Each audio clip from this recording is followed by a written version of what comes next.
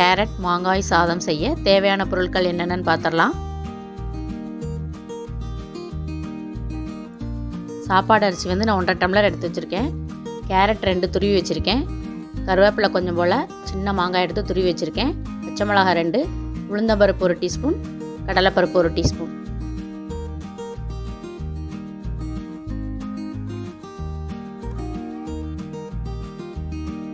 இப்போ முதல்ல சாதம் செஞ்சிடலாம். அடுப்பில் குக்கரை வைக்கிறேன். நான் வந்து 3 மடங்கு தண்ணி ஊற்ற போகிறேன்.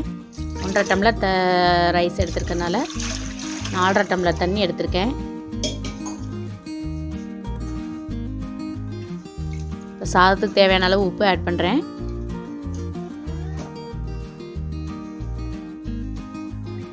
தண்ணி வந்து கொதிக்கணும்னு அவசியம் இல்லை, அதுக்குள்ளேயே நம்ம அரிசி கழுவி போட்டுடலாம்.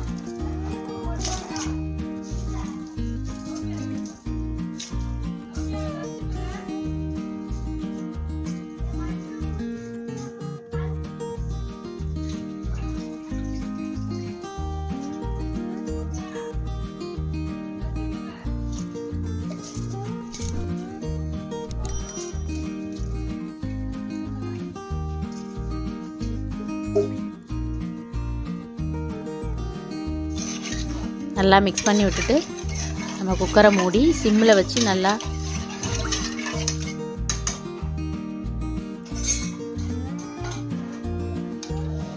குக்கரை மூடி விசில் போட்டு ஹை ஃப்ளேம்லேயே இருக்கட்டும். 2 விசில் விட போகிறோம்.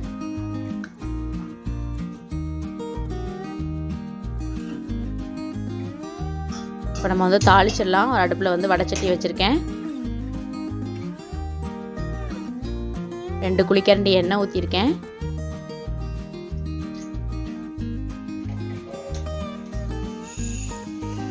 கடுகு ஆட் பண்ணி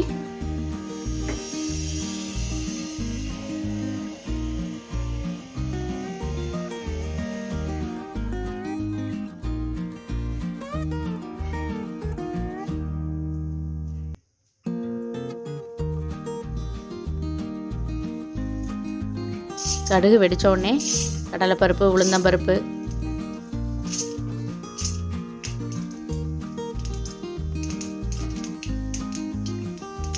பச்சை மிளகாய்,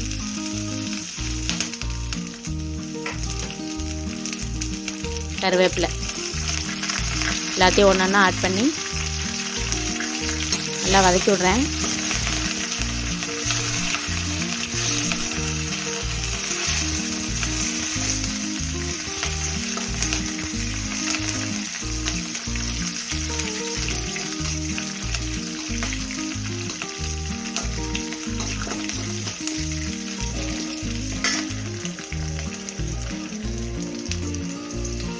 நல்லா வதங்கினோடனே கொஞ்சம் பெருங்காயத்தூள் ஆட் பண்ணுறேன்.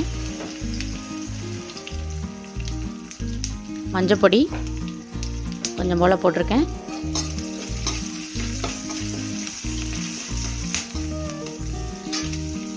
மாங்காய், கேரட் எல்லாத்தையும் நான் போடுறேன்.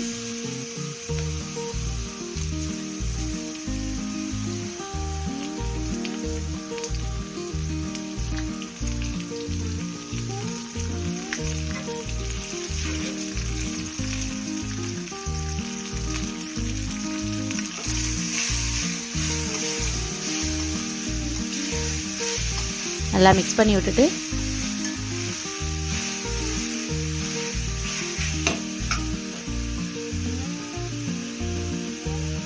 இதுக்கு தேவையான அளவு உப்பு போட்டுறேன்.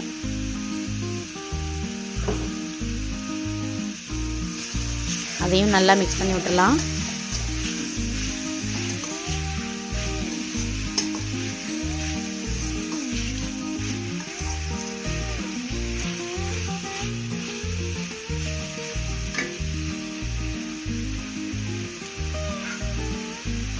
அடுப்பை மூடி வச்சு சிம் பண்ணி ஒரு 5 நிமிஷம் வேகட்டும்.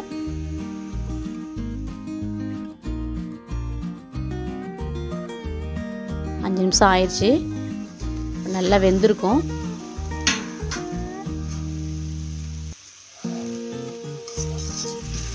நல்லா மிக்ஸ் பண்ணி விட்டுட்டு அடுப்பை ஆஃப் பண்ணிடலாம்.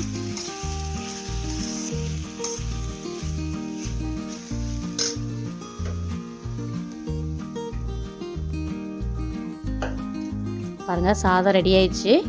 இந்த சாதத்தில் நான் இதை போட்டு மிக்ஸ் பண்ணால் கேரட் மாங்காய் சாதம் ரெடி.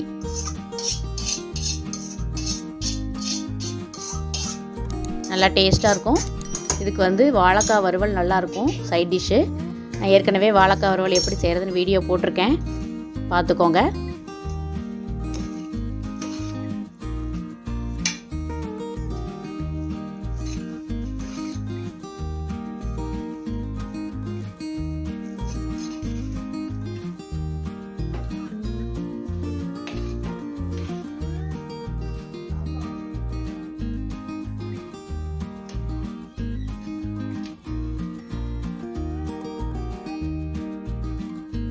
சுவையான கேரட் மாங்காய் சாதம் ரெடி.